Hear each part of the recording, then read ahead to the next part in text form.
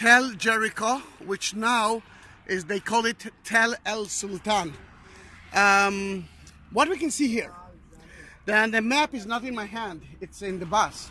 But let's actually see that.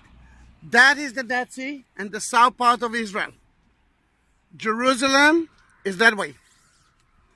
If you will continue to here, and then everyone can see you, say hi. That way is to the north, through the Jordan Valley to the Sea of Galilee. That's why Jesus came from there. It's the best place. Now you can see that small hill, and you can see that around it is everything flat. That is a tell. Remember, layers of cities. City on top of a city on top of a city. Then let's talk about the story, which is a problematic story, because some of the scholars believe that when Joshua came to here, that city been actually already been destroyed. Actually 150 years before his time. Then as a scholar, I'm supposed to follow that. As a believer, I'm supposed to follow the Bible. And let me tell you something. Remember that the story of Jericho is of 6 chapters. Usually it's like one sentence. This is something. And let me remind you the story. The 12 tribes were, oh, you can see the smoke? Yeah. All right, behind the smoke, follow the smoke, you will reach the Jordan River. That after Moses say bye-bye, Joshua continue to the Jordan River, and before they cross it, remember this by, they came to here, to the city that was surrounded with wall, and later on I will show you the wall. And when they've been here, remember at Rahab's house, and don't ask me where it is. I don't know. Somewhere here, it's not a big place. Rahab told them that they are afraid of them. But she said something so beautiful, and that's one of the reasons that I believe that the story is so true.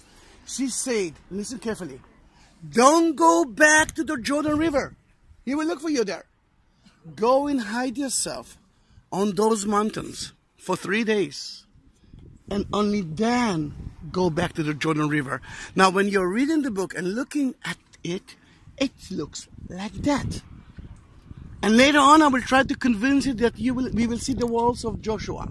True or not, you will have to decide by yourself. If we are talking about the view, then let's first look at how green it is. You can see bananas. You can see date trees.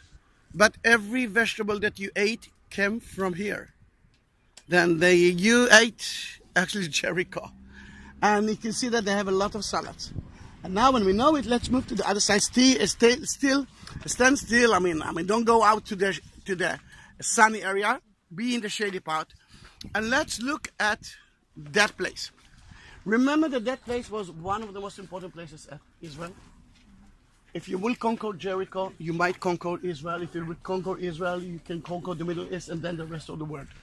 Then, can you see there's a kind of a wall right there on top? Yeah, on top of the mountain. This is from the Hashmonite family, Maccabees.